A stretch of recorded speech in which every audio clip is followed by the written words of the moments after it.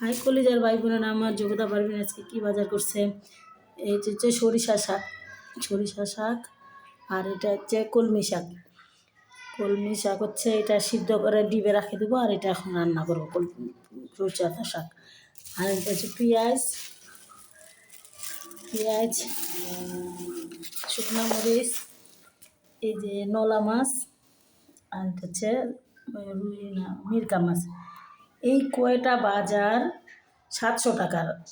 এত জিনিসের দাম মানুষ খাবে কেমন করে? মিডল ক্লাসের লোকের তো আরও সমস্যা, আরও কষ্ট, আমাদের মতন মানুষের আরও কষ্ট।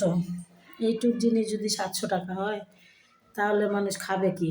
খাওয়ার মতো কোনো বুদ্ধি নেই, না খাই থাকবে আপনি। তাহলে আলু 20 টাকা কেজি, আলু 2.5 কেজি 50 টাকা। ওই আলুর ভর্তা, আলুর ঝোল, আলুর ভাজি, আলু খাইতে হবে, আর আরও কিছু উপায় নেই। এত জিনিসের দাম, এইটুক জিনিস যদি 700 টাকা হয় তাহলে আর কী খাবে মানুষ? এত কষ্ট, বড় লোকের চাল আর গরিবের ঘরে মরণ।